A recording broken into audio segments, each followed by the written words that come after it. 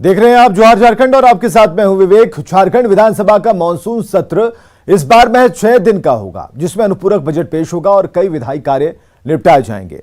संसदीय कार्य मंत्री आलमगीर आलम ने कहा कि विपक्ष सहयोग करे तो छोटे सत्र के बावजूद एक एक मिनट का सदुपयोग किया जाएगा। हालांकि विपक्षी दलों ने छोटे सत्र को लेकर सत्ता पक्ष पर जोरदार निशाना साधा है। 82 सदस्यों के लिए 5 दिन का सदन का कोई महत्व है क्या? एक दिन तो सदन चला जाता है शोक प्रस्ताव में, बचा 4 दिन। 4 दिन में आप कौन से मुद्दे उठाएंगे? अब मुद्दे जो है जनता के तो उठ नहीं पाते हैं। हर एक माननीय सदस्य उसको सदुपयोग करना चाहे ढेर सारी आ सकता है, लेकिन सदन में वो सब होता ही नहीं, हंगामा का बलि चढ़ जाता है। इसलिए सभी माननीय सदस्य कहेंगे कि सदन बढ़िया से सुचारू रूप से चले। झारखंड के मुख्यमंत्री हेमंत सोरेन ने पेड़ लगाने वालों को फ्री में बिजली देने का ऐलान किया। रांची के पुंदाग में आयोजित 73वें वन महोत्सव में उन्होंने कहा कि एक पेड़ लगाने पर 5 यूनिट बिजली फ्री मिलेगी। जितने पेड़ लगाएंगे उतनी बिजली फ्री मिलेगी। यही नहीं, जब तक वो पेड़ बचा रहेगा तब तक पेड़ की देखभाल करने वालों को मुफ्त बिजली मिलती रहेगी, चाहे बिजली कितनी भी महंगी क्यों ना हो। पर्यावरण को मजबूत करने वाली ये योजना चलती रहेगी।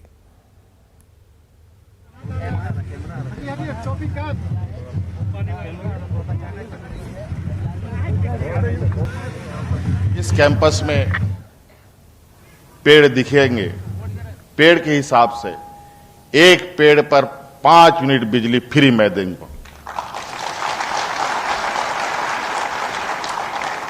तब तो बचाइएगा,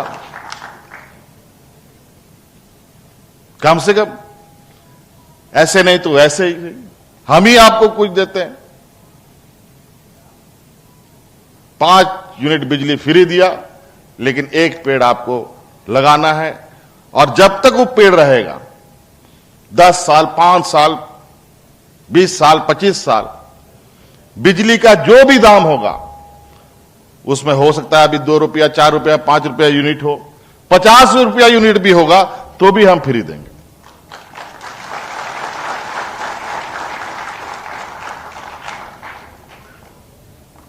जितना आप पेड़ लगाए उतना यूनिट आप फ्री के हकदार होंगे।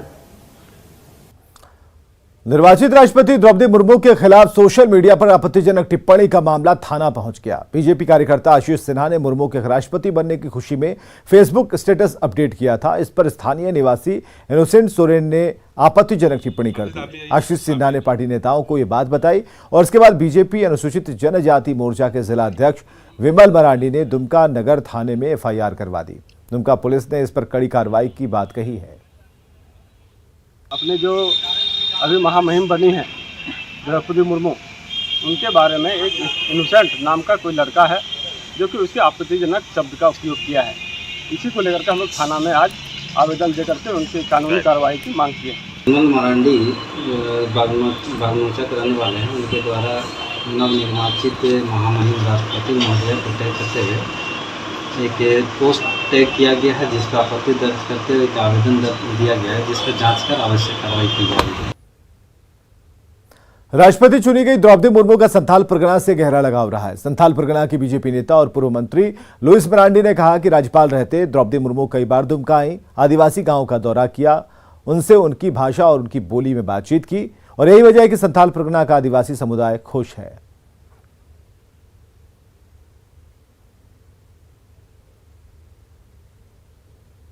संथाली भाषा में हम दोनों आपस में बात करते हैं, तो ये मेरे लिए बहुत ही यादगार पल है।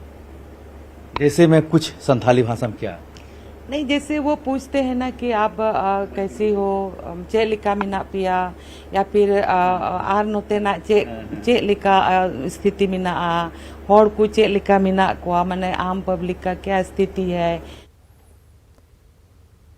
द्रौपदी मुर्मू के राष्ट्रपति बनने की खुशी में रांची में बीजेपी की ओर से 3 किलोमीटर लंबी सम्मान यात्रा निकाली गई, जिसमें बड़ी संख्या में बीजेपी के कार्यकर्ता और ग्रामीण शामिल हुए। बीजेपी की सम्मान यात्रा रांची के प्रमुख चौक चौराहों से गुजरी और पहली बार आदिवासी महिला के देश के सर्वोच्च पद पर पहुंचने पर खुशी का इजहार किया गया।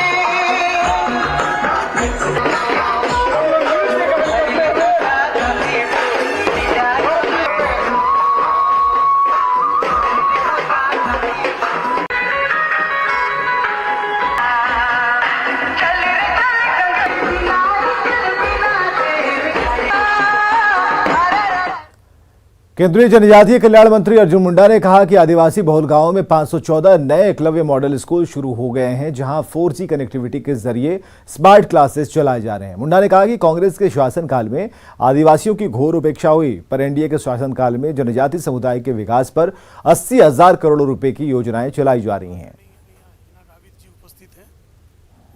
में शिक्षण कार्य प्रारंभ हो गए, स्टूडेंट्स आ गए और पढ़ाई प्रारंभ हो गई है। छात्र छात्राओं के लिए आवासीय परिसर उपलब्ध कराए गए, क्लासरूम बन चुके हैं और पढ़ाई प्रारंभ हो गई। बोकारो एयरपोर्ट से हवाई उड़ान जल्द शुरू होने की उम्मीद बढ़ने लगी है। कोलकाता और रांची से आई एयरपोर्ट अथॉरिटी की टीम ने बोकारो हवाई अड्डे का दौरा कर हवाई उड़ान शुरू करने की तैयारियों का जायजा लिया। टीम के साथ बोकारो के बीजेपी विधायक विरंची नारायण मौजूद रहे और ये टीम अपनी रिपोर्ट डीजीसीओ को देगी। और आपको बताएं कि पीएम मोदी के बोकारो हवाई अड्डा से जल्द उड़ान शुरू करने की घोषणा उन्होंने की थी और इसके बाद कामकाज तेज हो गया।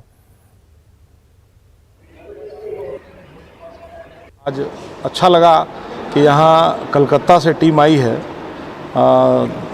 रांची से टीम आई है और आकर यहाँ पे इंस्पेक्शन कर रही है कि कौन कौन से काम हो गए हैं, यदि कोई काम बचे हैं तो क्या बचे हैं, और इसका रिपोर्ट ये लोग डीजीसीए को भेजने वाले हैं। कोडरमा पुलिस ने बैंक ऑफ इंडिया के मैनेजर पवन कुमार को धमकी देने वाले हजारीबाग के ट्रांसपोर्ट कारोबारी रोशन सिन्हा को गिरफ्तार कर लिया। उनके पास से मोबाइल और 2 सिम कार्ड मिले हैं।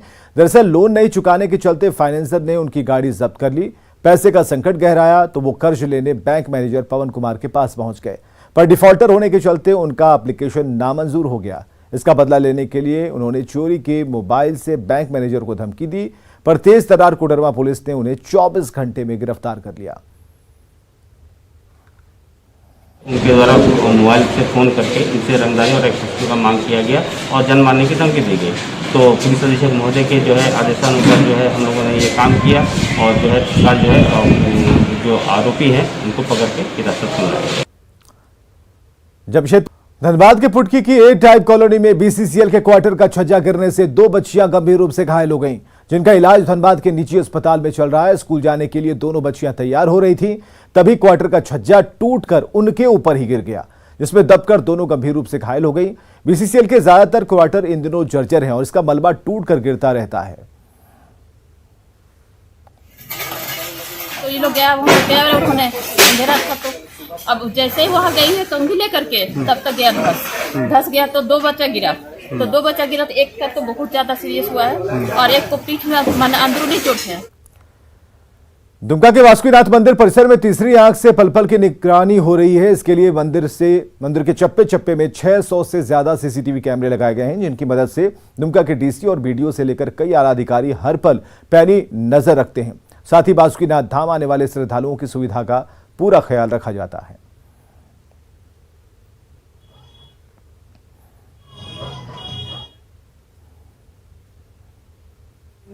मंदिर का कंट्रोल रूम यहाँ पे है, मार्केट का कंट्रोल रूम मतलब थाना परिसर में रखा गया है। तो किस तरह से कंट्रोल करते हैं आप लोग? कंट्रोल सर यहाँ पे मान के चलिए ना कि मतलब सर बैठे हुए रहते हैं, उन्हीं के आदेश के हिसाब से मतलब जो भी फॉलो होता है सब मतलब किया जाता है। देवघर के बाबा वैद्यनाथ धाम में भक्तों का तांता लगा है। पटना सिटी से 500 कांवरियों का जत्था 54 फीट लंबा कांवर लेकर बाबा धाम पहुंचा तो सबकी निगाहें इस लंबे चौड़े कांवर की आकर्षक छटा पर टिक गई। भोले के भक्तों की नाचती गाती टोली ढोल नगाड़े बजाती रही और भोलेनाथ के जय जयकारे लगते रहे। 500 प्लस जत्था है। 2008 से हम कांवड़ लेके आ रहे हैं। 2008 है 2009 डाक लेकर आए थे।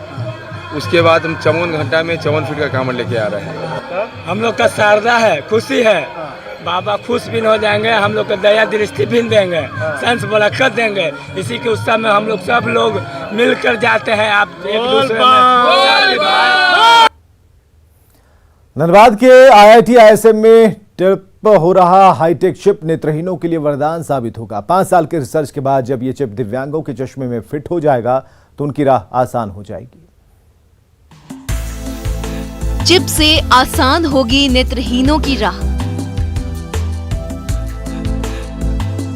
खतरे से आगाह करेगा हाईटेक चिप। IIT ISM में हो रहा रिसर्च।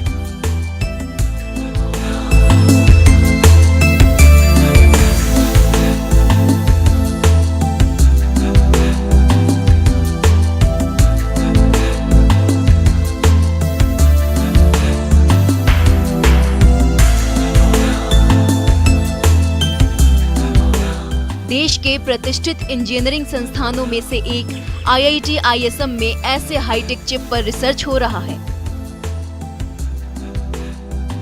जो चश्मे पर फिट होते ही नेत्रहीनों की राह आसान बना देगी। जी हां, देश भर के 30 संस्थानों के साथ साथ IIT ISM के वैज्ञानिक भी इस चिप को अंतिम रूप देने में जी जान से जुटे हुए हैं। बिना इंटरनेट और कम बिजली से चलने वाले इस चिप में ऐसा सेंसर लगा होगा जो नेत्रहीनों को रास्ता तो दिखाएगा ही, रास्ते में आने वाली हर एक खतरे से भी आगाह करेगा। के द्वारा उसको कोई ऑब्जेक्ट अगर सामने आया तो उसको सेंस करेगा और सेंस करने के बाद उसको एक चेतावनी दे देगा कि ऑब्स्टेकल आया है, आप रुक जाइए। डिजिटल इंडिया और मेक इन इंडिया को बढ़ावा देने के लिए केंद्र सरकार ने इस प्रोजेक्ट को 86 लाख रुपए का फंड दिया है।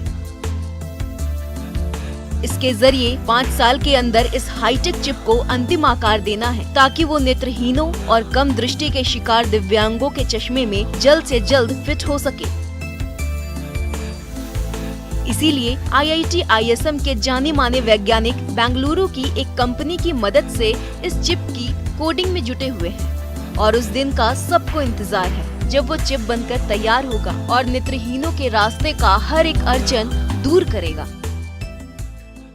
ये हमारा प्रोजेक्ट 5 साल का है। 5 साल का है। वो धरातल पे लाने के लिए हम लोग एक बेंगलोर की company chip street India limited के साथ लोग काम करने की कोशिश कर रहे हैं और उसके साथ हमने लेटर ऑफ इंटरेस्ट भी, उनसे परमिशन भी ले लिया है। अब उस पर काम स्टार्ट होगा हमारा। जाहिर है IIT ISM का रिसर्च रंग लाया और कई गुणों से लैस करामती चिप बनकर तैयार हो गया तो वो चिप दुनिया भर के 1 अरब से भी ज्यादा नेत्रहीनों के लिए बड़ा वरदान साबित होगा। संजय गुप्ता, न्यूज़ 18 धनबाद।